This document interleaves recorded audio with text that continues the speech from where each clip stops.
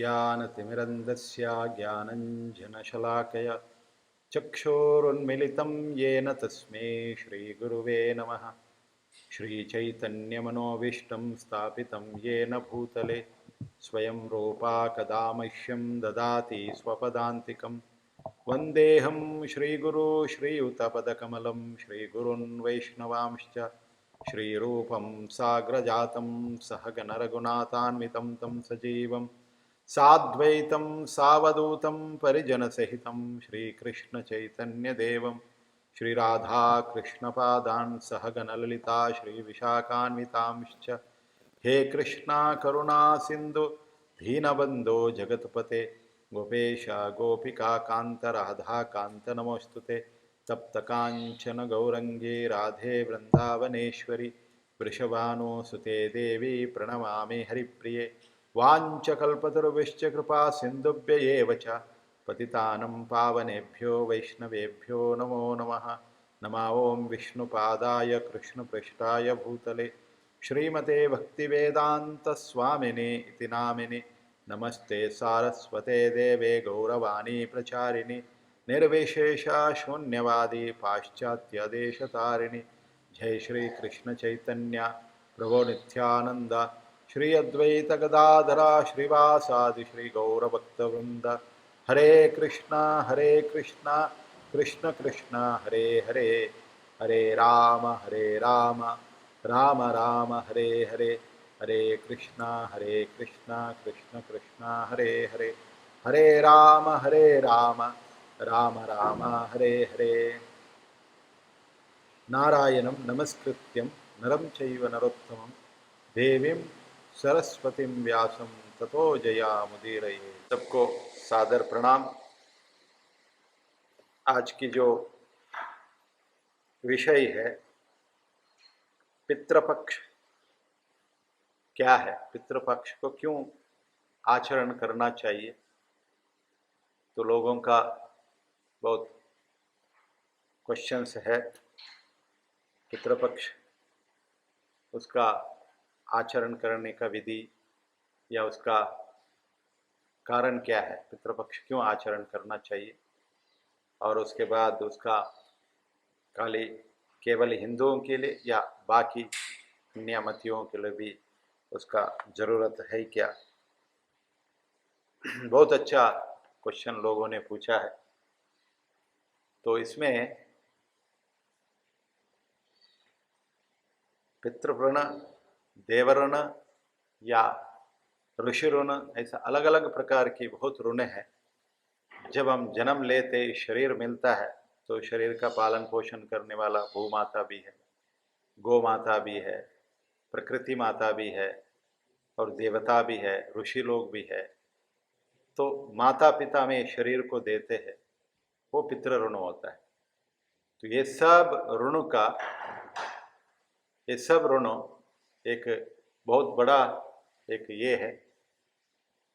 तो इसमें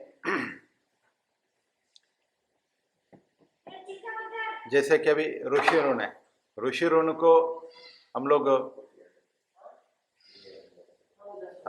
स्वाध्याय से, तो ऋषि मुनियों ने हमारे लिए तपस्या करके याग और यज्ञ की विधि बताए और बहुत कुछ, जैसा खाना, कैसे सोना, कैसा रहना और बातें कैसे करना, भाषा कैसे रहना चाहिए, ये सब ऋषियों ने बहुत समय तक तपस्या कर करके तो उन्होंने हमारे लिए वो पुस्तक के रूप में, ग्रंथ के रूप में दिया है। जैसे वेद, उपनिषद, पुराण, ये सब है।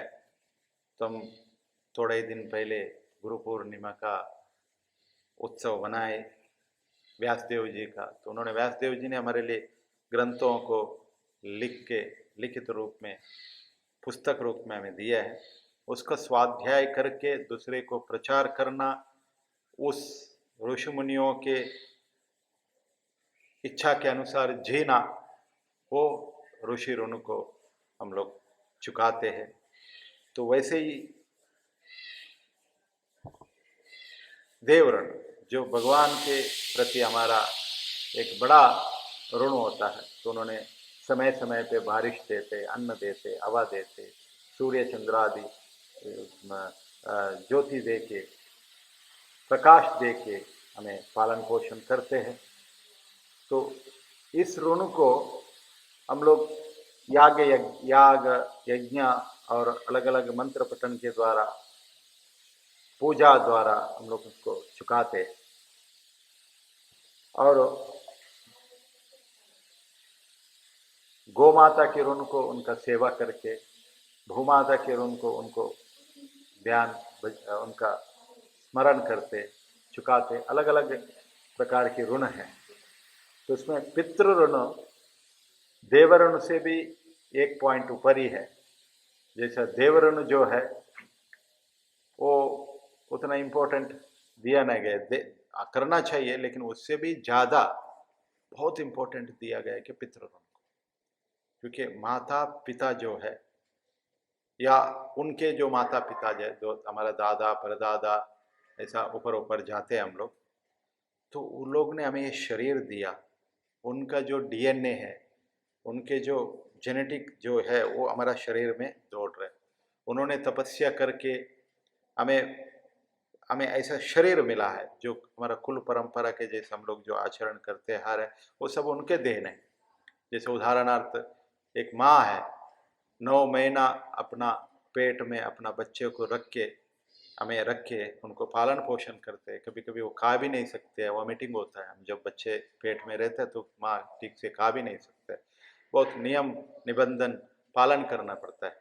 तो उसमें उनको माँ को बहुत कष्ट होता है, 9 महीने तक बहुत पीड़ा सह लेती है, और बच्चा होने के बाद भी 4-5 साल तक बहुत संभल के हमें उनको पालन पोषण करते हैं। कभी कभी रात को हम लोग सोते भी नहीं तो माँ को बहुत डिस्टर्ब होता है, दूध पिलाना पड़ता है, और उनका मलमूत्र को साफ करना पड़ता है। कभी भी माँ अपना बच्चे को कभी डांटती नहीं है, मारती नहीं है। क्यों? क्योंकि वो उनका हमारा सेवा वो इतना अच्छी तरीके से करती है। तो उनका ऋण को हम कभी नहीं भूल सकते, कभी उनको हम कंप्लीट नहीं कर सकते, उनका ऋण को हम चुका नहीं सकते। तो वो ऋण है। जैसे पिताजी है, हमें पालन पोषण करते हैं, अपना अपना जो अपना इच्छा है उसको सब त्याग करके केवल हमारे लिए अपना सब इच्छा को त्याग करके हमारे लिए काम करते। तो ये है पितरों की ऋण। और हमारा दादा भी हम लोग बचपन में देखे, हमारा दादा नानी सब लोग एक बच्चे के लिए कितना मेहनत करते है ना, तो वो ऋण होता है। तो पितृपक्ष, तो एक्चुअली हम पितरों को रोज स्मरण करना चाहिए। सुबह उठते ही पितृदेवतोभ्य नमः, मातृदेवतोभ्य नमः, उनका स्मरण करना चाहिए। माता पिता हमें कुछ नहीं मांगते, केवल उन्होंने मांगते हम उनका स्मरण करें, उनका इच्छा के अनुसार चले और उनके लिए कुछ करें, है ना। तो वो उनका इच्छा होता है, तो उनका स्मरण करें, उनको याद करें। पितृ जो है, पितृ ऋण है, भगवान भी उनको आशीर्वाद देते। हम पंढरपुर है महाराष्ट्र में, दक्षिण महाराष्ट्र में, तो पंढरपुर का जो विट्ठल जी का जो कथा है वो ऐसे ही है, जो अपना जो माता पिता का जो भक्त है तो उनको आशीर्वाद देने के लिए आए थे। उदाहरणार्थ हम सुनते कथा पुंडरीक, उसका नाम पुंडरीक था। वो उसके जो माता पिता बहुत बड़ा धनी थे, वो अपना बच्चे के लिए, एक ही बच्चा था तो उसके लिए बहुत कुछ अपना सब कुछ संपत्ति बना के रखे थे। तो वो संपत्ति को पुत्र ने, एक ही बच्चा था तो लाड पाल से उसको पालन पोषण किया। तो वो जो बच्चा था वो पुंडरीक था। वो पुंडरीक ऐशाराम जीवन जिया, पैसे को सब बर्बाद किया, वेश्यों की संग किया, दुष्प्रवृत्ति और में अपना पैसे को ख़त्म कर दिया।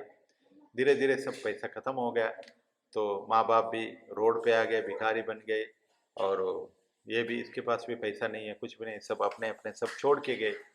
तो अंत में तो उनको मन में आ गया, वो पश्चाताप किया अपना अपने सोच पर, अपने करने पर उसने सोचने लगा, मैंने क्या किया, ये माता पिता को भी दुख में डाला और मैं भी दुख में हूँ।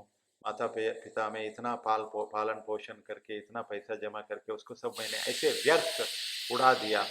तो इसके ऊपर उनको बहुत पश्चाताप हुआ। तो जब पश्चाताप हुआ तो उन्होंने सोचने लगा, तो अभी मैं और कुछ भी नहीं करूँगा, केवल बूढ़े माता पिता का जो सेवा ही मैं करूँगा और कुछ नहीं करूँगा। जब उनका जो कोड़ा गीला था वो सब पोंछ के, उनको पलटी करके, उनको खाना खिलाना, सब कुछ कर रहे थे। तो ये भगवान को, विष्णु को, भगवान को, कृष्ण को बहुत प्रसन्न हुए उन्होंने। वो आ गए, आके उन्होंने दरवाजे के सामने पुंडरीक को बुलाए। तो पुंडरीक को देखा तो ये अतिथि आए, भगवान आए स्वयं। तो उन्होंने देखा तो भगवान खड़े हैं ऐसा कटी पर हाथ रख के। तो दोनों हाथ रख के वो बुला रहे। तो पुंडरीक के वो टेस्ट कर रहे भगवान।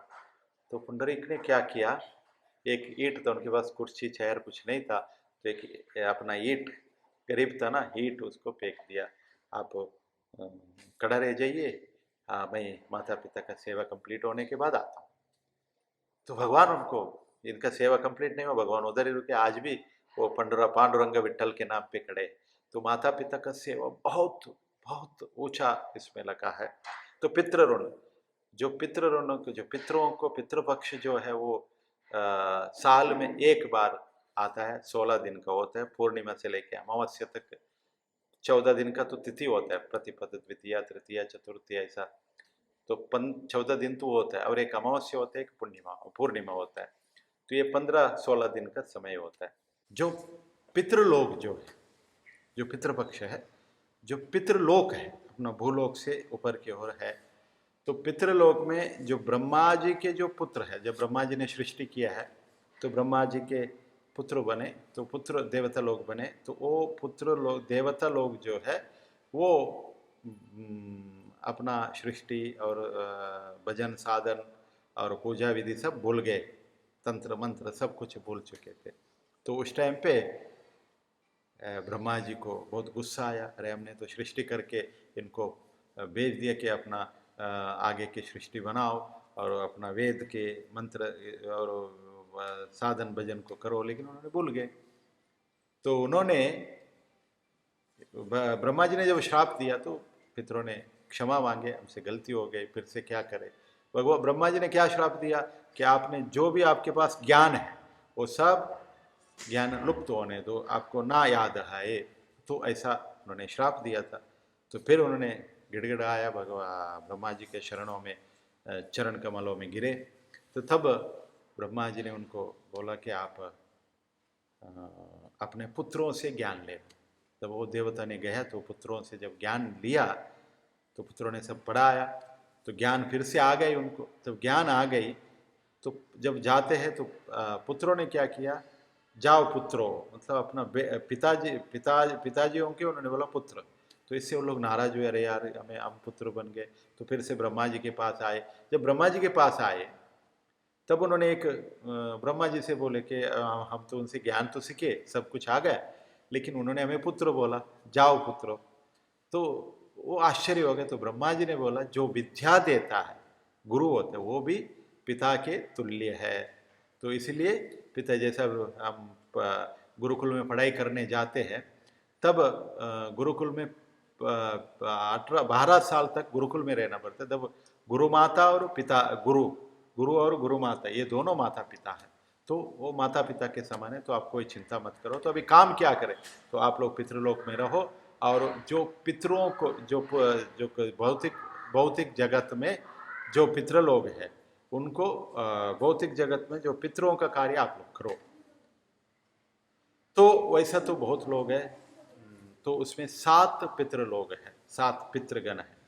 तो देवता भी अपना पितरों को तर्पण करता है, राक्षस भी करते हैं, और नाग गण भी अपना पितरों को, पितर, वो 3 लोग अलग हो गए। और 4 ब्राह्मण, क्षत्रिय, वैश्य, शूद्र, ऐसे 4 लोग हैं। तो उनको भी पितर है। तो ये जो पितृ लोग हैं ये पितृलोक में रहते हैं। तो उनका काम क्या है, तो वो लोग साल में एक बार, जो हमारी, जो भारत की, जो हमारी जो भौतिक जगत की, इस भूलोक की जो काल की गणना है वो 1 साल है। तो पितृलोगों का 1 दिन पितृलोक का, तो एक दिन में उनका, एक दिन में एक बार नीचे आते हो भूलोक में, तो हमें एक साल लगता है। तो एक साल में जो 15 दिन का जो पक्ष है, जो अश्विनी पक्ष का कृष्ण पक्ष जो है, अश्विनी मास का जो कृष्ण पक्ष है, वो महालय बोलते हैं उसको, पितृपक्ष बोला जाता है। जैसा अभी गणेश चतुर्थी के भादों का बाद जो अश्विनी आता है, तो उसकी जो कृष्ण पक्ष है तो वो पितृपक्ष कहा जाता है। शुक्ल पक्ष नवमी नवरात्रि हम करते हैं, तो इस पक्ष में 15 दिन उन लोग यहाँ पे आते हैं। तो एक साइंटिस्ट भी बोल रहे थे ना, तो उन्होंने बोलते कि भारत में जब भादो मास के बाद जो अश्विनी मास आता है, लगभग कभी सितंबर में आता है, कभी अक्टूबर में आता है, कभी अगस्त में भी आता है, थोड़ा बहुत अगस्त में भी रहता है। तो उस टाइम पे नासा के एक साइंटिस्ट ने कहा भारत में बहुत ऊर्जा रहता है उस टाइम पे, क्योंकि अभी मान लीजिए इस घर में हम लोग 10-20 लोग बैठे हैं, तो अगर 100 लोग जैसा रहते हैं ना, तो 20 लोगों का जो ऊर्जा है और 100 लोगों का ऊर्जा अलग होता है ना। तो 20 लोग जो बैठे, तो जब 100 लोग आते हैं ना, अभी यहाँ पे कैपेसिटी है 20, तो आए 100 लोग, तो 100 लोगों का अलग ऊर्जा होता है ना। तो वैसे भारत में 100-150 करोड़ जो भी लोग हैं, तो उस टाइम पे हजारों करोड़ लोगों जैसा दिखता है यहाँ पे, ऐसा उन्होंने एक रिपोर्ट लिखा था। मतलब उस टाइम पे ऊर्जा, इसके मतलब ये साइंस भी प्रूव किया है कि पितृपक्ष में पितृलोग इस लोक में आते हैं। जब पितृलोग इधर आते हैं तो वो क्या करते, उसको श्राद्धा पक्ष बोलते हैं। श्रद्धा, हम लोग श्रद्धा से जो अपने पूर्वजों को याद करते हैं, क्या क्या कर रहे हैं लोग, तो वो लोग देखते हैं। वो लोग पिंडदान कर रहे हैं क्या, तर्पण कर रहे हैं क्या, ब्राह्मण भोजन या गो सेवा गो पूजा कर रहे हैं क्या, और भी सत्कर्म कर रहे हैं क्या, ये सब देख रहे हैं वो लोग। देख के अगर हम लोग नहीं कर रहे उस टाइम पे, अपना भोग विलास में हम लगे, तो वो लोग जाते समय श्राप दे के जाते हैं। अगर हम लोग यहाँ पे सत्कर्म कर रहे हैं या पिंडदान कर रहे हैं, पितरों को याद कर रहे हैं, इसलिए भारतवर्ष में उस टाइम पे सब जगह पितृपक्ष में मंदिरों में, मठों में, गौशालों में, नदी किनारों में, सब जगह पिंडदान, पिंड तर्पण सब होता है। तो वो हमें करते हैं यहाँ पे। तो वो उस टाइम पे हमें करना ही चाहिए। तो ये पितृपक्ष है। ऐसा तो हम हर अमावस्या को, पूर्णिमा को करना चाहिए, पितरों को रोज करना चाहिए, रोज तर्पण देना चाहिए, स्पेशली अमावस्या को देना चाहिए। तो अगर हम लोग नहीं कर रहे, तो वो क्या होता है, पितृलोग हमारे ऊपर क्रोध होते हैं।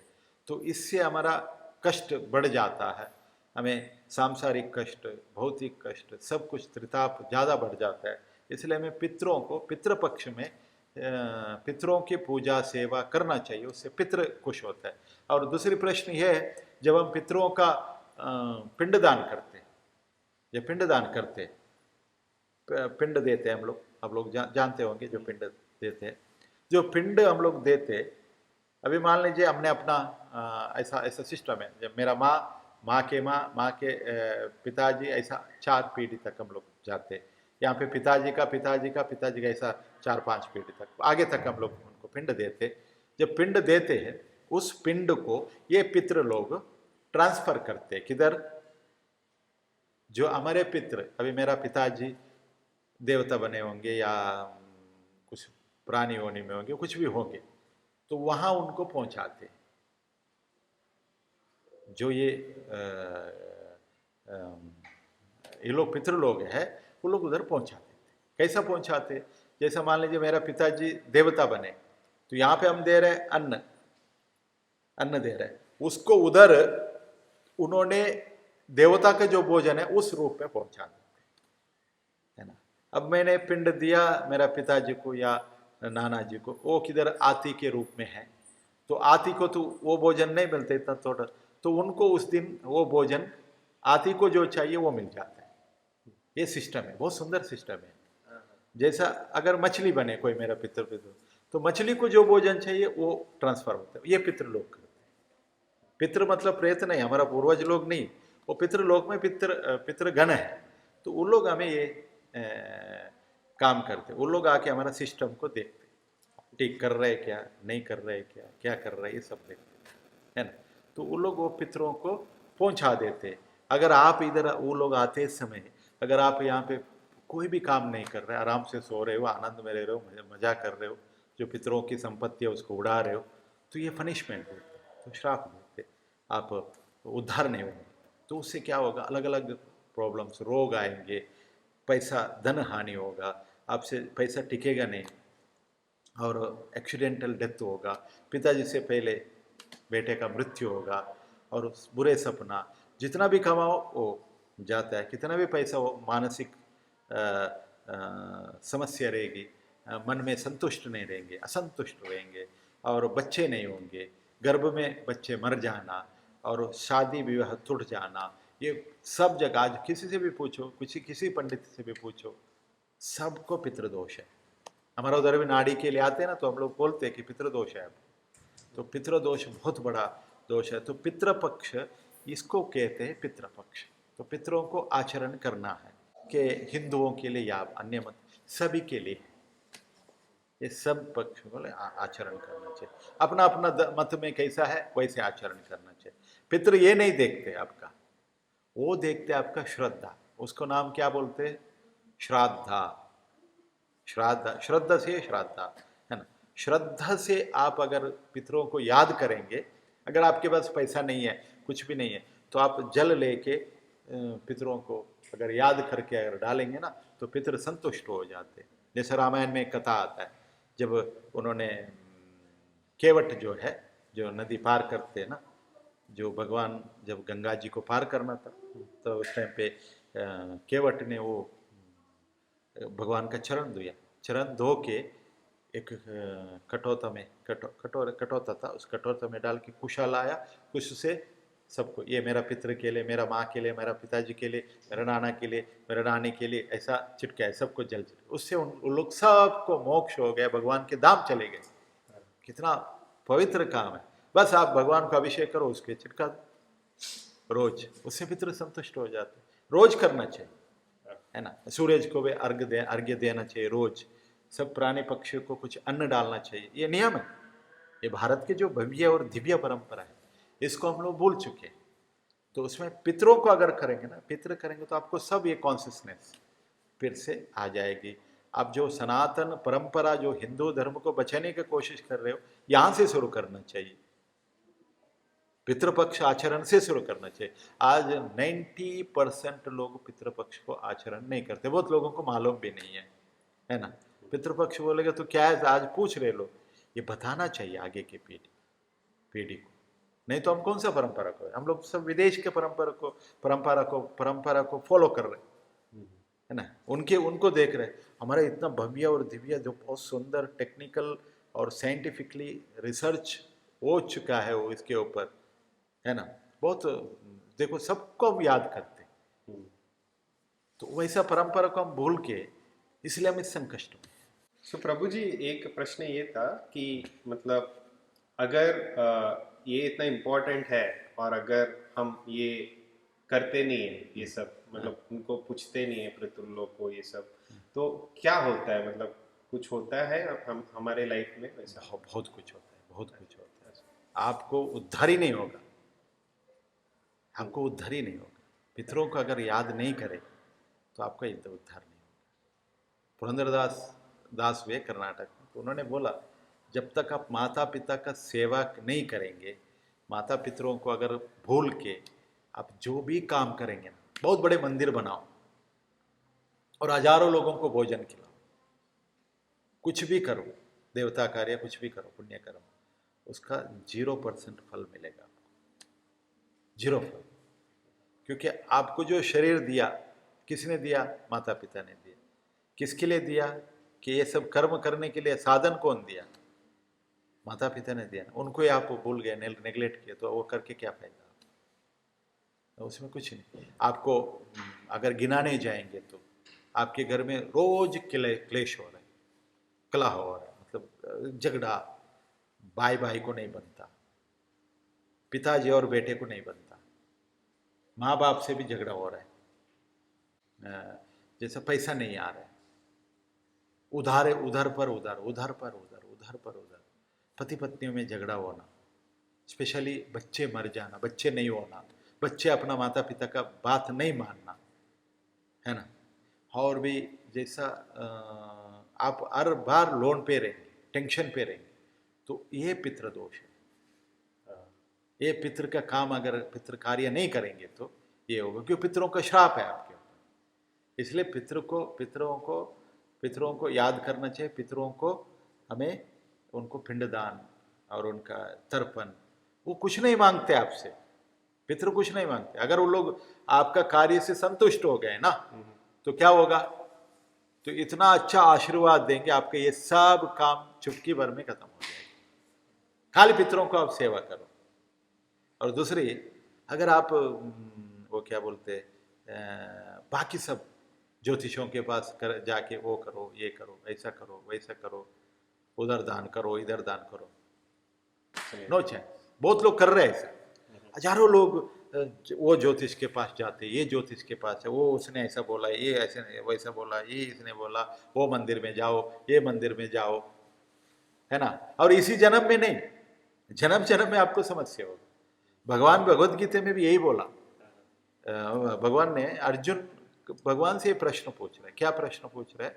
पहले अध्याय में तो 39, 40, 41, 42 तीन चार श्लोकों में इन्होंने बताया, जो सनातन जो कुल धर्म है हमारे, ये जो पूर्वज है, जो सामने कौन खड़े थे? अर्जुन के सामने खड़े थे भीष्माचार्य जी, द्रोणाचार्य जी, कृपाचार्य जी, उनके पूर्वज लोग सब खड़े थे।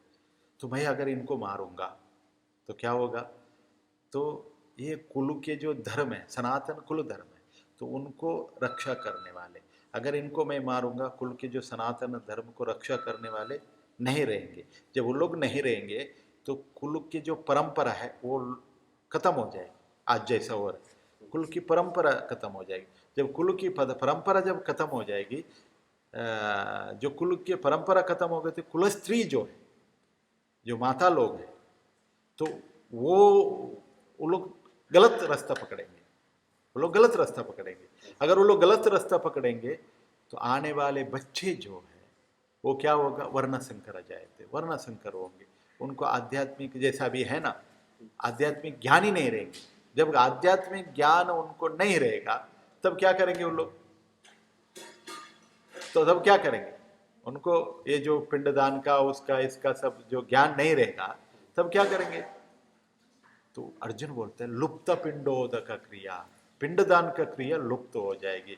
जब पिंडदान का क्रिया लुप्त हो जाएगी, किसी को आहार नहीं मिलेगा, किसी को समस्या हो जाएगी, सब लोग संकष्ट में फंस जाएंगे। ये कलह क्लेश सब जाएगी। अभी पूरा वर्ल्ड में समस्या चल रही है।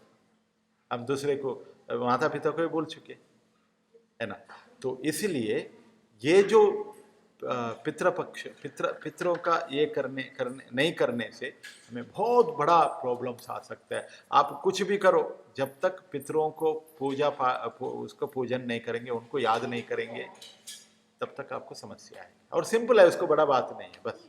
और पितरों का जो बनाया हुआ कल्चर है, जो पितरों का कल्चर है, उसको पालन करते रहो। उन्होंने खेती बनाया तो हम लोग भी खेती करो। अब खेती को बेच के अगर विदेश में बैठ जाएंगे तो पितर को भी गुस्सा आ रहा है, हमने इतना मेहनत करके उनका फ्यूचर के लिए बने, उनको मालूम है हमारा बारे में। तो वैसे ही तो ये पितर का अगर कार्य नहीं करे तो बहुत बड़ा समस्या आ जाएगी। तो अगर जिसको इसके बारे में कुछ पता ही ना हो, उसे ऐसा कुछ सिम्टम्स है क्या जिससे पता चलेगा कि इनको पितृदोष हुआ है? तो आपने अभी बताया, पूछा कि सिम्टम क्या है, जैसा पितृदोष है तो उसका सिम्टम क्या है? बहुत सिम्टम हमें पता चलता है। जैसे आप घर में गंदगी फैलना, आप कितना भी साफ सफाई करो, जैसे बेडरूम हो या किचन हो, घर हो, टॉयलेट हो, बाथरूम हो, घर के आंगन हो, जितना भी बोलो तो गंदगी रहेगा। इसके मतलब क्या है? पितृदोष है। आप प्रयास कर रहे हो ठीक करने के लिए, उसको क्लीन करने के लिए, सब कुछ सही साफ सफाई रखने के लिए, फिर भी आप उसको नहीं कर पा रहे हो। आपका बेडरूम भी गंदा है, बाथरूम भी गंदा है, और कितना भी दो, बर्तन भी गंदा, कितना भी व्यवस्थित रूप से रखो तो गंदगी हो रहा है, और मानसिक क्लेश हो रहा है। मतलब मन में बहुत समस्या आ रहा है, ये नहीं हो रहा है, ये नहीं हो रहा है, हर समय चिड़चिड़ापन रहना, है ना। तो ये पितृदोष का लक्षण। ऐसे बालों में बताया जाता है, बालों में अगर बाल भी गिरे, बारंबार बाल गिरते रहे, तो वो भी पितृदोष को दर्शाता है। और स्पेशली यजमान को, जो घर के यजमान है, उनको अगर बाल बारंबार मिल रहा है तो इसके मतलब पितृ असंतुष्ट है। तो आपका रोज का जो कार्य है, दैनंदिन कार्य बोलते हैं उसको, दिनचर्या है, दिनचर्या में कहीं पे भी आप पितरों को भूल चुके। रोज सुबह आप पितरों को याद करना चाहिए, ऋषियों को याद करना चाहिए, देवताओं को याद करना चाहिए, पशु पक्षियों को, सबको जो जो हमें मदद करते सबको याद करना चाहिए। कहीं ना कहीं आपको समस्या है तो इसलिए दोष का कारण होता है, ये लक्षण सिम्टम दिखाई देता है। तो अगर घर में कितना भी क्लेश और माँ से पहले बच्चे का हानि होना, बच्चे मर जाना, या बच्चे अपना बात नहीं मानना, बच्चे में रोग आना, गर्भ में बच्चे मर जाना, और आप जितना भी पैसे कमाने का कोशिश कर, जैसे नज़दीक आ रहा है, अभी हमें 1 करोड़ मिलेगा, कल परसों में मिलेगा, सब फिक्स हो चुका है, सब कुछ हो गया, बैंक वाले भी देने के लिए तैयार है, या अपना मित्र बंधु लोग देने के लिए तैयार है, सब होने के बाद लास्ट जब 1 घंटे पहले नहीं आने का, निराशा हो गए, तो ये पितृदोष है। पितृ आपको करने नहीं देगा, आप जितना भी प्रयास करो। जैसा भी एक पाइप में प्रेशर रहता है, पानी है उसमें, लेकिन अगर कचरा क्या बंद है तो नहीं आएगा ना, कितना भी प्रेशर डालो नहीं आता। तो ऐसे एक पितृदोष के कारण, पितरों को बोलने के कारण, पितृपक्ष का आचरण नहीं करने के कारण, तो आपको ये समस्या आती है।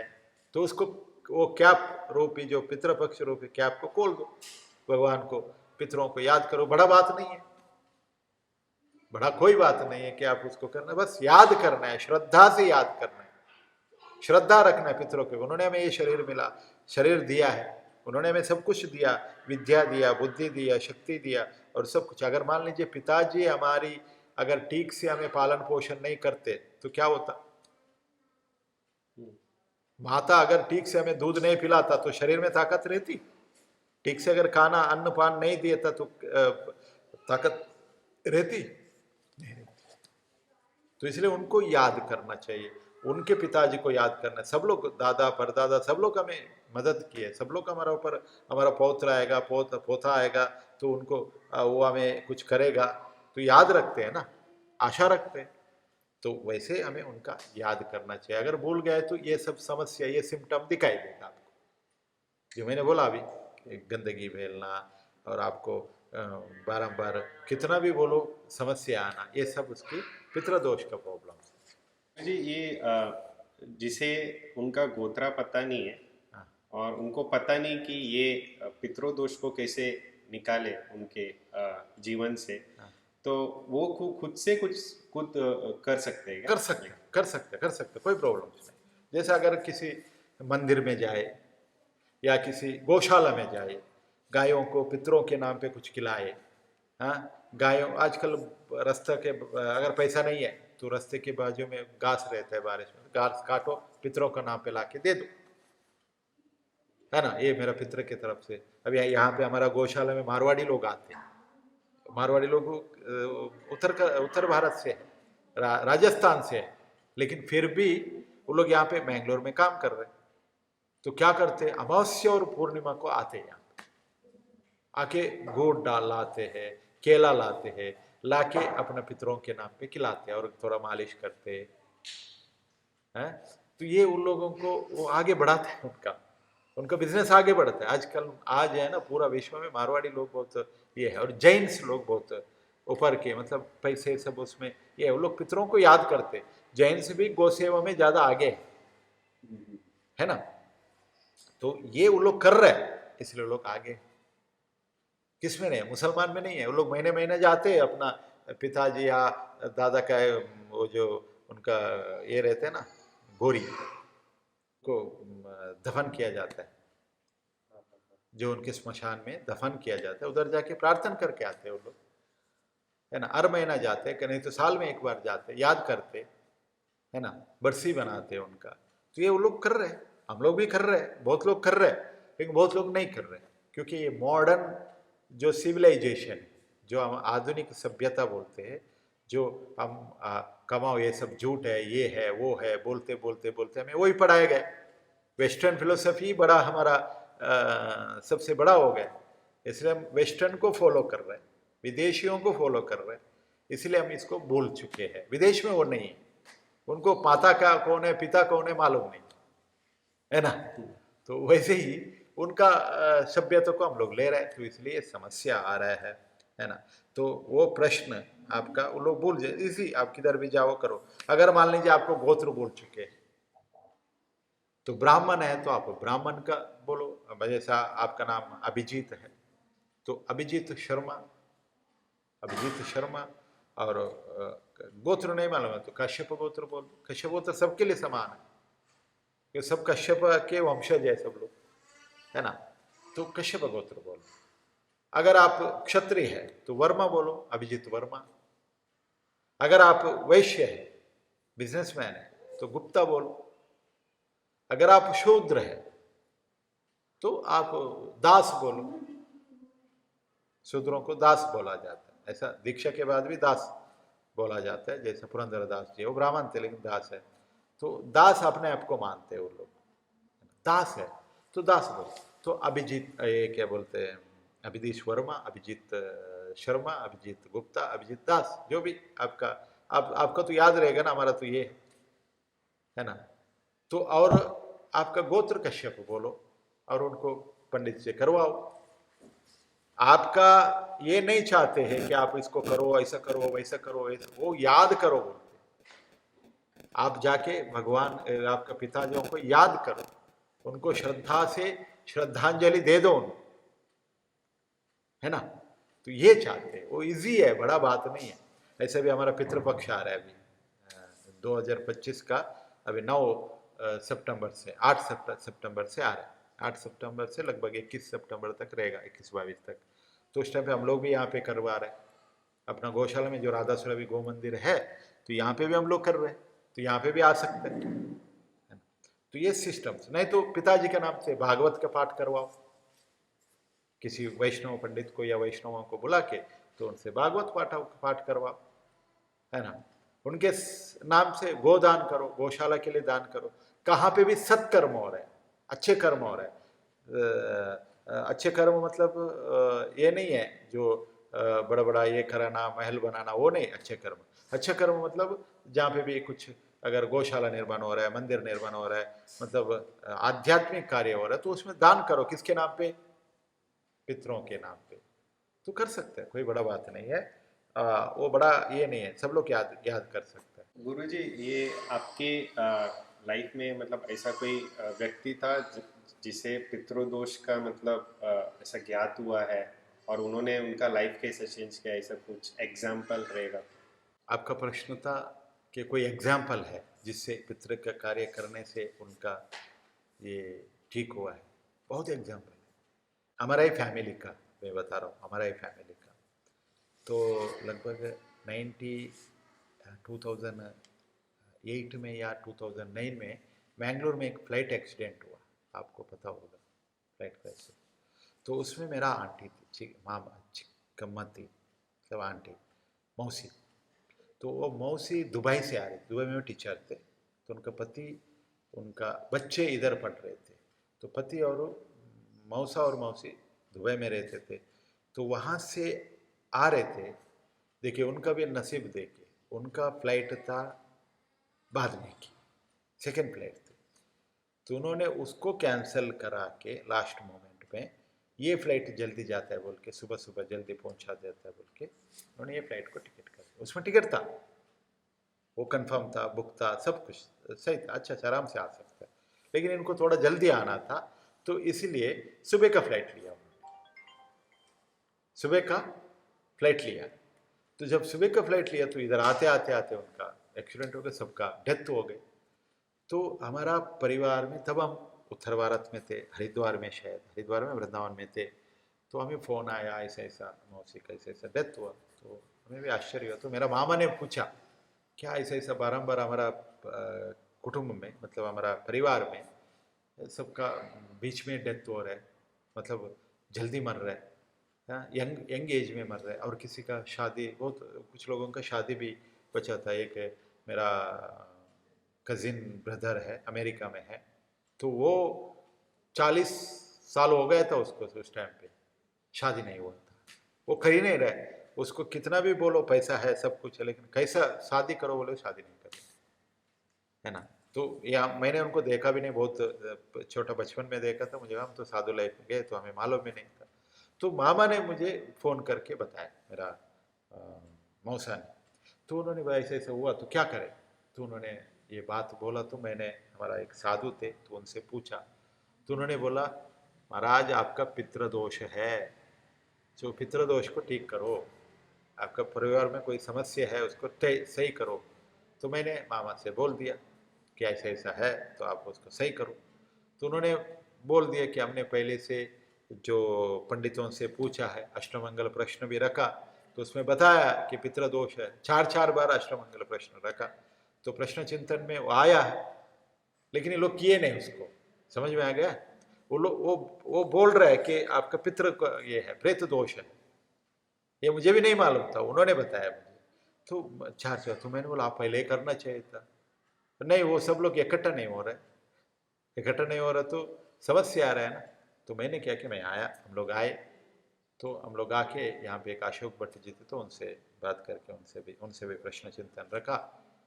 तो उन्होंने वही बात बताया जो पिछले वाले ने बताया कि आपका प्रेतों को मुक्ति नहीं मिली है, जो प्रेत योनि में भटके, इसलिए ऐसा हो रहा है। अभी और आगे और ज़्यादा होगा, आगे और ज़्यादा होगा, तब समस्या क्या करोगे। इसलिए अभी से इसको शुरू करो, कुछ तो करो। तो उन्होंने फिर उपाय बताया, क्या उपाय करें, इसको सही कैसे करें। तो मैंने भागवत, श्रीमद् भागवत जो है वो उनके टेबल के ऊपर रखा था। तो उन्होंने बोला, तो तिल तिल से भगवान उनको तिल तिल दान करके या तिल से तर्पण करके या तिल होम, ये तिल यज्ञ यज्ञ करके उनको ये करते, पितरों को शांत। तो मैंने बोला भागवत का पारायण करते। तो उन्होंने फिर भागवत का पारायण किया, पितरों को सबको उच्चाटन करके उनको शालिग्राम के जल से उनको धुला के नला के उनको भागवत सुना के, लास्ट दिन में जब भागवत एंड हो रहा था तो यज्ञ हो रहा था, घोरा होम हो रहा था, यज्ञ हो रहा था। तो उसमें सुदर्शन यज्ञ में तो पंडाल ही गिर गए नीचे, पंडाल नीचे गिर गए। तो वो सिम्टम दिखाए कि हम ये कर रहे। तो किसी को कुछ नहीं हुआ, लेकिन पंडाल गिर गया। यज्ञ लास्ट हो रहा था, तो मैं भागवत का पाठ कर रहा था एक साइड में बैठ के, भगवत गीता का। तो उस टाइम पे पूरा गिर, हमें भी कुछ नहीं हुआ। एक ब्राह्मण को थोड़ा सा, एक पंडित जो थे हमारा साथ, तो उनको थोड़ा सा लगा, कुछ नहीं हुआ। तो बहुत अच्छा ये हुआ। उसके बाद जब उसके ये हुआ ना, उसके बाद तुरंत तुरंत तुरंत तुरंत वो जो अमेरिका वाला था ना, तो उसको वो भी शादी के लिए ये उसका शादी हो गया। शादी हो के शायद अभी बच्चा भी है ना। और किस किस को शादी नहीं होता हो गया। और जो साल में एक मर रहा था ना, साल में एक दो हमारे परिवार में, मतलब बड़ा परिवार है, तो उसमें जो मर रहे थे वो स्टॉप हो गए, और सबका वृद्धि होते होते होते होते होते होते होते आ गया। तो ये जो है हमने ये देखा। और ऐसा हमारा एक एक मित्र है, तो उन्होंने में उनको सब समस्या था, एक्सीडेंट हो रहा था, सब कुछ हो रहा था। तब उन्होंने अभी रोज जब उनको, उन्होंने जब पिंड करके एक छोटा सा चावल में घी शक्कर दूध डाल के और थोड़ा सा तिल डाल के रोज रखते पितरों के नाम पे। तो कौवा आके खा के जाते, रोज करते हो। तो उसके बाद उनको हेल्प होने लगा, है ना। तो ऐसा बहुत घटना है, बहुत घटना है, एक दो नहीं। उन्हें ये प्रेजेंट देखा पितरों के सेवा करते। पंढरपुर का तो आपको बताया मैंने आपको, पुंडरीक का पितरों के सेवा करने से क्या होता है। तो वो हम लोग करना चाहिए। पितृदोष अगर आप नहीं करेंगे ना, बहुत बड़ा समस्या आएगी। इसमें कोई दो राय नहीं है, दो बात नहीं है, करना चाहिए। सब बहुत उदाहरण है, हम लोग भी करके देखना चाहिए। जिसको जिसको समस्या है ये करके देखो, सिंपल। रोज पितरों को गायों, पितरों के नाम पे गायों को खिलाओ, कुछ गौ सेवा करो। और पितरों के नाम पे ये करो, क्या बोलते हैं, अन्नदान, या पितरों के नाम पे कोई सत्पुरुषों को दान, साधु संतों को खिलाना, या तो भागवत के पाठ करवाना घर में हर साल में एक बार पितरों के नाम पे, पितृपक्ष का आचरण करना। तो इससे आपका 100% आपका सही होगा। गुरुजी, ये बोलते हैं कि पिंडदान करने से अगर कौवा ने वो भोजन ग्रहण किया, हाँ फिर ही पितृ संतुष्ट है, ऐसा बोलते हैं। पर ये कौवा रूप धारण करके ही क्यों ऐसा आते? अच्छा अच्छा अच्छा प्रश्न है आपकी, बहुत सुंदर प्रश्न। कव्वे ऐसा अलग अलग कथा है। रामायण में भी एक कथा आता है कि एक बार दुष्यंत, सुमंत कुछ नाम है, सुमंत शायद सुमंत है, तो वो इंद्र का पुत्र था। तो उन्होंने ये जब राम और सीताराम जी जब वनवास में थे तो चित्रकूट में जब बैठे थे, हाँ वो चित्रकूट में शायद बैठे थे कुटिया में, तब कव्वे ने आके, सुमंत ने कव्वे का रूप धारण करके सीता के पैर में चोंच मारा और खून आ गया। तो सीता ने बोला राम को कि कव्वे ने ऐसे मारा, खून बहुत दर्द हुआ। तो भगवान ने एक बाण को, एक तिनका कोटा के उसको अभिमंत्रित करके कव्वे के पीछे छोड़ दिया। कव्वे सब जगह गया, शिवलोक गया, ब्रह्मलोक गया, देवताओं के सब के पास गया, बचाओ बचाओ बचाओ बचाओ, मुझे मार डालेंगे, ये बाण मुझे मार डालेगा, राम बाण। तो वो शिवलोक में जब शिव जी आए, अरे ये तो राम जी का बाण, हमसे ना कुछ नहीं होगा, अब राम जी के पास। तो फिर ब्रह्मा जी भी वही बोले, देवताओं भी वही बोले, तो फिर वो आके सीता जी से प्रार्थना किया। तो उनके एक आंख, राम के बाण निष्फल नहीं होता तो एक आंख गया। तो उनको आशीर्वाद देते कि आप पितरों को जो दिया जाता है वो पिंडों को आप ग्रहण करो। तो वो सेवा है, पितरों को जो पिंड जो दिया जाता है उसको ये कर सेवा दे दिया। और दूसरा अलग अलग कारण देते हैं। और दूसरा कारण ये है, जो कौवा है वो बहुत सूक्ष्म जीव है, पक्षी है, वो सब पता चलता है उसको, सूक्ष्म से सूक्ष्म वस्तुओं को उसको पता चलता है। तो कौवा है, मोर है, गाय है, कुत्ता है, तो ये सब है। तो इनको ही खिलाना चाहिए बोलता है। अरे कौवा नहीं है तो गाय को खिलाओ, गाय नहीं तो पक्षी को खिलाओ, नहीं तो कुत्ते को खिलाओ, ऐसा बोला जाता है ना। तो कोई प्राणी को देना चाहिए, प्राणी के माध्यम से हम उनको दे रहे हैं पक्षी को। और दूसरा सबसे अच्छा कारण एक संत बता रहे थे कि ये जो ये है ना, क्या बोलते आपका, कौवा जो है भाद्रपद में, पितृपक्ष आता है अश्विन में, तो भाद्रपद में कौवा अपना प्रेग्नेंट होता है, मतलब अंडा देता है। तो अंडा देते समय उनको मतलब गर्भवती होती है। तो गर्भवती होती है तो उस टाइम पे उसको प्रोटीन्स न्यूट्रिएंट्स चाहिए। तो इसीलिए हम लोग खीर का भोजन, पूरी, स्वीट्स या कुछ उनको खिलाते हैं। पितृपक्ष आते हैं ना, उसमें रोज कौवे को खिलाया जाता है। क्यों क्यों कौवे को खिलाते हैं, कौवा ही क्यों खिलाते हैं? क्योंकि कौवा हमें पालन पोषण करते हैं। एक दृष्टि से देखा जाए तो कैसा कैसा का कौवा पालन पोषण कैसे किया जाता है? कौवा तो निष्कृष्ट प्राणी है, एक नीचा योनि का प्राणी है, तो कैसे कैसे पालन पोषण करते हैं? क्योंकि हमें जीवन जीने के लिए क्या चाहिए, क्या चाहिए? प्राण चाहिए, प्राणवायु, ऑक्सीजन चाहिए। तो ऑक्सीजन देता है पेड़ पौधों से। तो उसमें से भी कौन सा ज्यादा पेड़ पौधा ऑक्सीजन देता है? वो है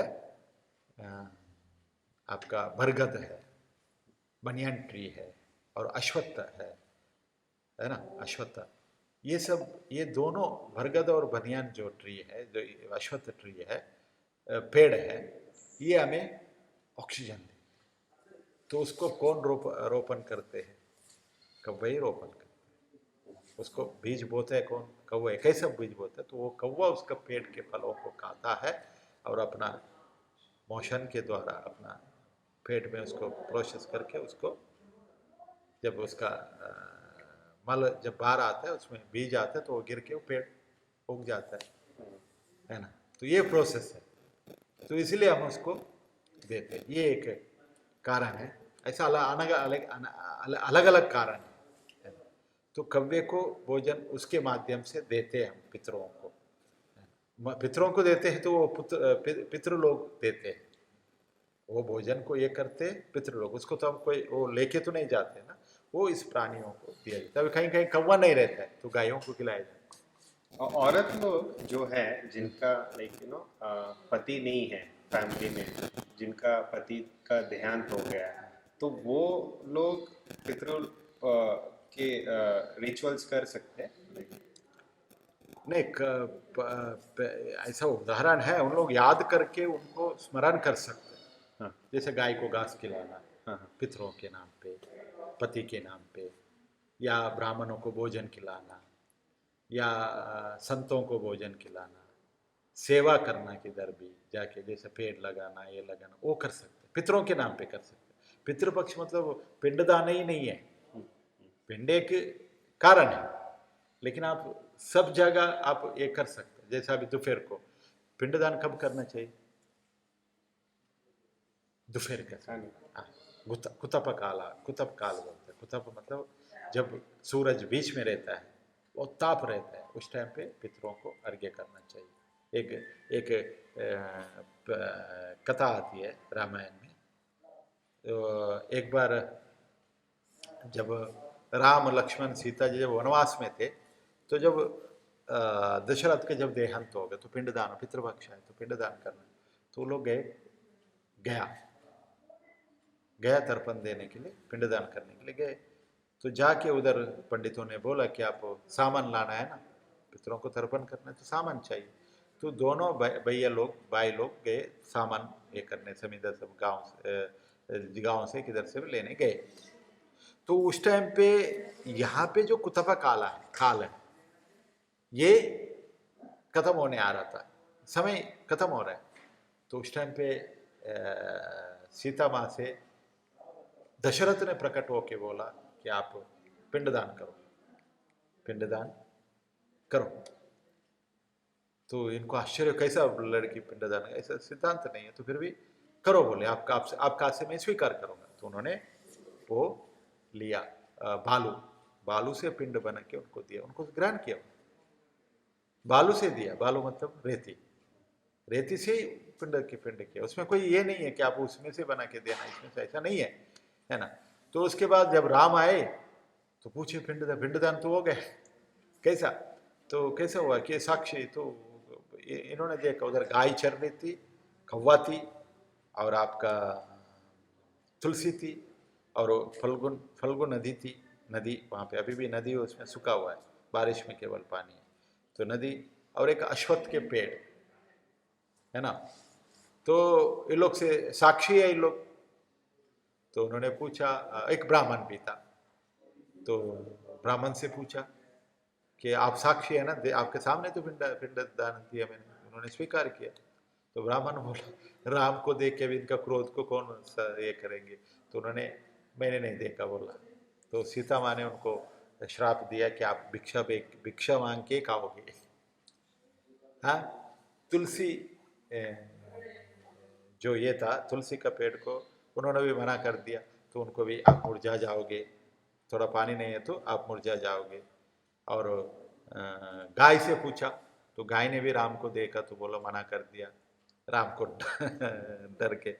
तो गाय ने बोला कि मना किया, तो सीता माँ ने बोला ठीक है, तो फिर आप आपका जो आगे की भाग, जो अग्रभाग है, वो दूषित होने दो, वहाँ से आप गंदगी कालो, पीछे के भाग पवित्र है आपकी। तो ऐसा उनको श्राप दिया।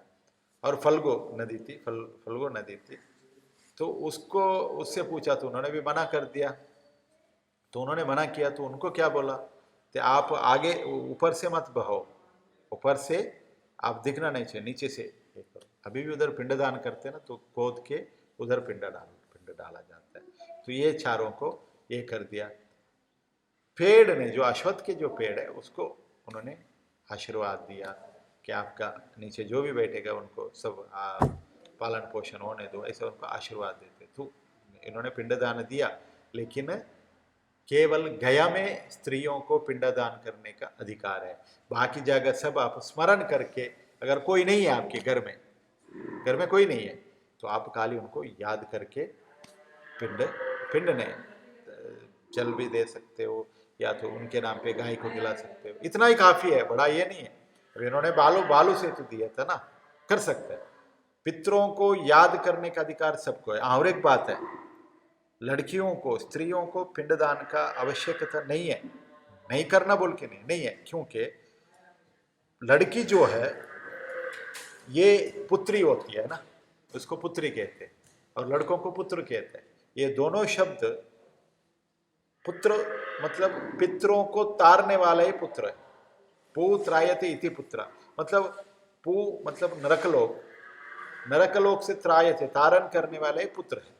पितरों लोग अगर नरकलोक में गए, उनको अच्छी कुकर्म सुकर्म करके, अच्छे कर्म करके, अच्छे अच्छे वाले कर्म करके, संतों को दान भागवत पढ़ा के या दान पुण्य करके, तो पितरों को वहां से उठा के स्वर्ग में भेज सकता है।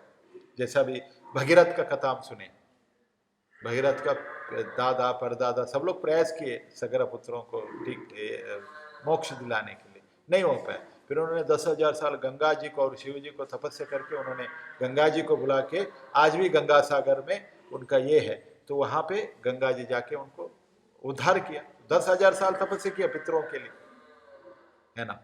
और पुत्री, पुत्री दोनों परिवार को तारण करते, किसको? अपने खुद का माता पिता को और पति का माता पिता को, पति का परिवार को, दोनों को कैसा करती है?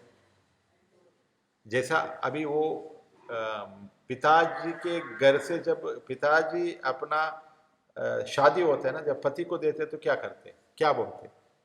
वो शब्द को कन्यादान बोलते। कन्या को दान करना, ये नहीं करते कि शादी करा रहे ये करा रहे, ऐसा नहीं, कन्यादान करना। जब कन्यादान कराते तो उस टाइम पे उनका पितृ ऋण खत्म हो गया। जब कन्यादान करता है ना, वो अच्छे वर को अगर कन्यादान करते हैं तो जो कन्यादान किया वो पिता, उसका पिताजी जो है वो स्वर्गलोक में वास करता है, ब्रह्मलोक तक जाता है। तो ऐसा बताया गया है शास्त्रों में, हजारों साल तक ब्रह्मलोक में रहता है वो। कौन? जो पुत्री का पिताजी, जो माता का पिताजी, लड़कियों का पिताजी। लेकिन वो ऐसे ही जैसे माँ पिताजी देते हैं, तो पतिव्रता स्त्री बन के अगर पति का सेवा करे ना, तो पतिव्रता स्त्री को पिंडदान करने का जरूरत ही नहीं है। पितृ लोग सब उनको संतुष्ट हो जाते। पितृ लोग महिलाओं से, स्त्रियों से कब संतुष्ट होते? अगर वो पतिव्रता स्त्री बन के अगर व्यवहार करे, मतलब पति के प्रति, पति के माता पिता के प्रति, पति के बंधु भाइयों के साथ, अतिथियों के साथ, तो उनको बहुत बड़ा फल मिलता है। पितृ भी उनको प्रणाम करते कि अरे यार ऐसे कुलोद्धारक हमारा। जैसा उदाहरण, अगर कोई घर में भक्त बनेगा, तो भगवान के भक्त बनेगा, तो रोज जप करता है, भागवत का पाठ करता है, गो सेवा करता है ना, देश की सेवा करता है, सत मार्ग में चलता है, तो पितृ खुश होते हैं ना, पितृ खुश होते हैं। वही व्यक्ति पितरों को याद भी करता है ना। पितृ दुखी कब होता है? अगर व्यक्ति, उसका बेटा, अगर पौत्र पुत्र जो भी है, वो लोग अगर गलत मार्ग में गए तो पितृ लोग दुखी होते, तो वो व्यक्ति पितरों को भूल ही जाता है। सत्मार्गी जो है वो कभी भी पितरों को भूलता नहीं, उसको जरूरत ही नहीं है कि वो भूले, याद ही करेगा पितरों को, अरे आपके वजह से, क्योंकि उसके पास वो गुण है ना। ये सब किसके लिए? जो असत मार्गी है, जो स्त्री है। आजकल आगे आगे और बड़ा समस्या है कि सब स्त्रियां बिगड़ चुकी है। वर्ण संकर जाए थे, अगर स्त्री अगर गड़बड़ हो गया तो समस्या है। ये बहुत बड़ा साइंस है, ये छोटे मोटे साइंस नहीं। कभी उसके ऊपर विचार करेंगे, लंबा विचार करेंगे, बहुत बड़ा सब्जेक्ट है ना। प्रत्येक श्लोक में क्या क्या क्या क्या क्या लिखा है, पुराणों में है। स्त्री धर्म जो है, महाभारत में भीष्माचार्य जी बहुत सुंदर तरीके से उसका एक्सप्लेन किया है। एक कथा आता है गौतमी ब्राह्मण के, जो गौतमी ब्राह्मण वेद पढ़ रहा था, तपस्या कर रहा था, तो एक बार उसको पढ़ते पढ़ते ऊपर से एक पक्षी ने उनके ऊपर ये किया, उसका जो गंदगी किया, उसने मल त्याग कर दिया। तो उसने गुस्सा से ऊपर देखा तो भस्म हो गए। तो इनको लगा कि मैं तो बहुत बड़ा तपस्वी हूँ, बहुत बड़ा तपस्वी हूँ, मेरा सिद्ध हो गया मैं। तो उन्होंने गया जाके भिक्षा मांगने, तो भिक्षा मांगने गए तो एक घर में भिक्षा भिक्षा भिक्षा मांगा, तो वो अंदर से आवाज़ आई, तो आ रही वहाँ भी रुकी। तो थोड़ा देर के बाद फिर आवाज़ दी, आ रही वहाँ भी रुकी। ऐसा 2-3 बार बोलने के बाद, लंबा कथा है, तो 2-3 बार बोलने के बाद में आती है लेके। तो उन्होंने भिक्षादाता वो ऋषि क्रोध से देखा, गुस्सा से, क्या तुम्हें मालूम नहीं कि साधुओं को भिक्षा देना क्रोध से? तो वो स्त्री ने, वो माता ने बहुत नम्र भाव से उन्होंने एक बात बोली। क्या बोली? कि साधु जी महाराज, आप, मैं वो पक्षी नहीं हूँ, बकुला पक्षी नहीं हूँ जो आप देखते भस्म हो जाए।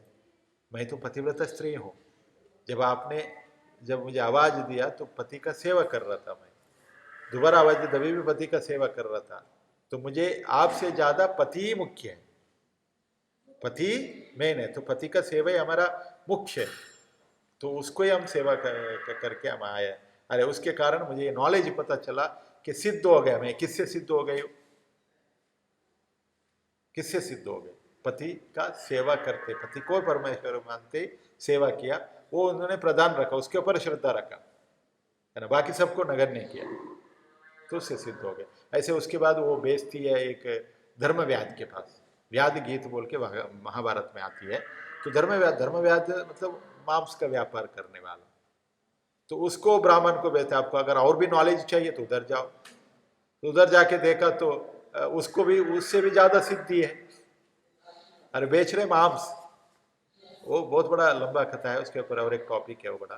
तो वो उधर उन्होंने बताया, तो वो क्या बोलते हैं उसको, सिद्धि कैसे प्राप्ति हो उसको, क्योंकि उसने माता पिता का सेवा किया और अपना धर्म छोड़ के बाहर नहीं गया।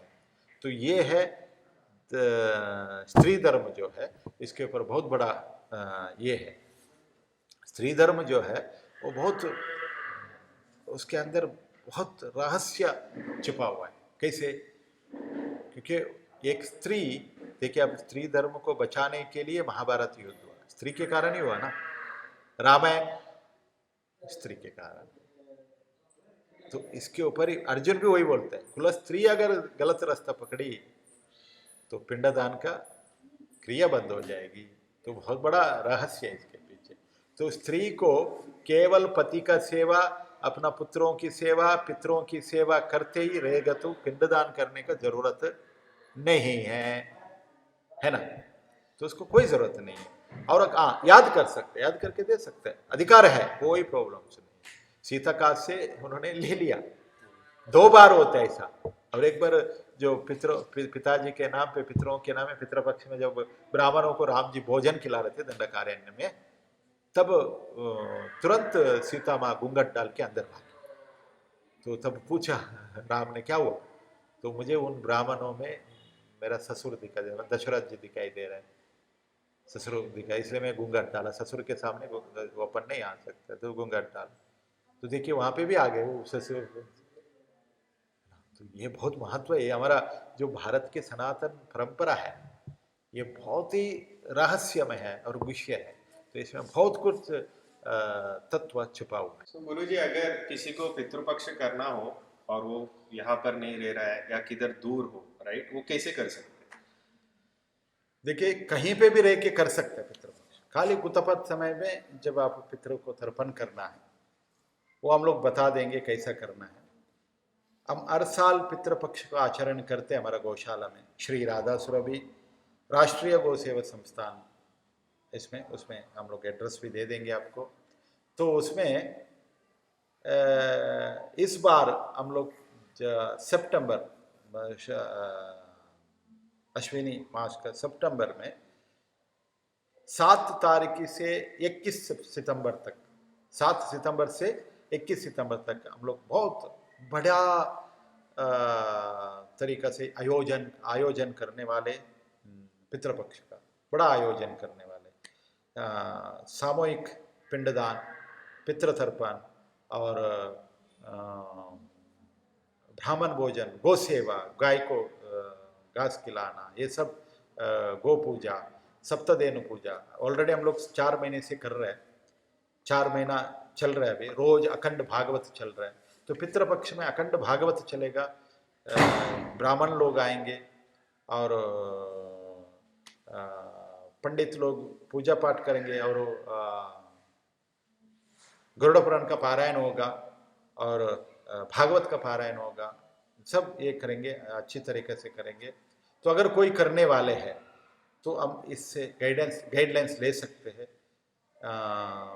उनके लिए हम यहीं से तर्पण पिंडदान सब करा सकते हैं, यहीं से बैठ के, अगर लाइव हम लोग देख सकते हैं, उनका पूजन, पितरों का पूजन करा सकते हैं हम लोग यहाँ से।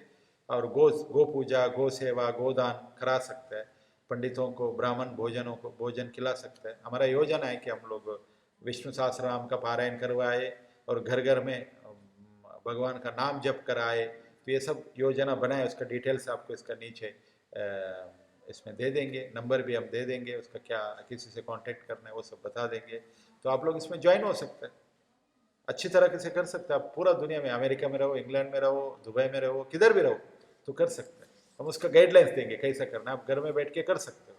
और कुछ डोनेशन देना है, कुछ ये करना है। हमारा ये जो श्री राधासुरा भी जो राष्ट्रीय गौ सेवा संस्थान जो है 5 तरीके से सेवा करता है। एक पंचमुखी सेवा बोलते हैं हम लोग, वन रक्षा, जंगलों को रक्षा करना, पेड़ पौधा लगवाना, और जल रक्षा, पानी को बचवाना, पानी बचाना, पानी को कैसा वाटर हार्वेस्टिंग कैसा करना है, पानी का आगे समस्या आएगी। और गाय गो रक्षा, पशु रक्षा, गो रक्षा हम करेंगे, कर रहे हैं।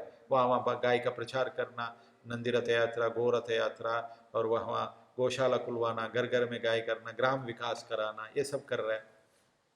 और उसके बाद आपका भू रक्षा, आजकल आज ज़मीन में बहुत जहर डाल डाल के ज़मीन को हम ख़त्म कर चुके हैं। भू रक्षा, भूमि तो ख़त्म हो चुकी है, तो उस भूमि को बचाने के लिए हम लोग अलग अलग प्रकार का योजना कर रहे हैं। बहुत लोग यूथ्स लोग जुड़े हुए इसमें, जुड़े हुए, आप भी जुड़ सकते हैं इसमें। और उसके बाद 5वां वन रक्षा, भू रक्षा, जल रक्षा, पशु रक्षा, तो 5वां धर्म रक्षा। तो धर्म रक्षा में हम लोग भगवत गीता का प्रचार प्रसार कर रहे हैं, भागवत का प्रचार प्रसार कर रहे हैं, और घर घर में सनातन हिंदू धर्म के जो सनातन धर्म है वो कैसा बचाया जाए, दिनचर्या से ऋतुचर्या कैसा बनाया जाए, भोजन कैसा किया जाए। और धर्म मतलब यही है, भोजन कैसा करना, अपना ड्रेस कोड कैसा हो, अपना संस्कार संस्कृति कैसा हो, और हम लोग कैसा जी सकते हैं। रोज भागवत का पाठ पारायण करना घर में, ये सब हम सिखाते और करते भी है। तो इसको हम लोग दुनिया में सब प्रचार करना चाहते हैं। तो इसमें आप लोग सहयोग दे सकते हैं, आप लोग इसमें ज्वाइन हो सकते हैं। कैसा बोल के आप पूछ सकते हैं, उसमें नंबर दिया गया है, उसमें डिटेल्स दिया गया है, आप ज्वाइन हो सकते हैं इसमें। हमारा श्री राधासुरा भी राष्ट्रीय गौ सेवा संस्था में आप जोड़ सकते हैं, उसमें सब कुछ डिटेल्स दिया गया है। तो डिटेल्स का जो लिंक भेज देंगे आपको, आप उसमें ज्वाइन हो जाएंगे। ज्वाइन होके आप बताइए आपका पिताजी का करना है क्या, पिताजी का करना है कहाँ से, आप डायरेक्ट लाइव पे हमारा साथ जोड़ सकते हैं। इसके बारे में और भी जो भी जानकारी चाहिए तो आप और जानकारी पा सकते हैं। उसका नंबर आपको दिया गया है, व्हाट्सअप नंबर दिया गया है, तो उससे आप डायरेक्ट बात भी कर सकते हैं। कहीं से भी, दुनिया के किसी कोने से भी आप कर सकते हो। उसके लिए जाति पात कुछ भी नहीं है, ब्राह्मण क्षत्रिय वैश्य शूद्र कोई भी अंत, जो भी जात हो, सब लोगों को पितृ के तर्पण करने का, पितरों को पिंडदान देने का, पितृ का पूजन करने का अधिकार सबको है। तो इसलिए इस गौशाला के तरफ से श्री राधासुरा भी और राष्ट्रीय गौ सेवा संस्थान के तरफ से, फिर से मैं बोल रहा हूँ, इस बार 7 सितंबर से 7 सितंबर से 21 सितंबर तक हमारा इस गौशाला में बहुत बड़ा आयोजन हो रहा है पितृपक्ष कार्यक्रम का। तो उसमें सब लोग लिंक और इसमें ज्वाइन हो जाइए और इसके डिटेल्स को पा लीजिए। जय गौ माता, जय गोपाल।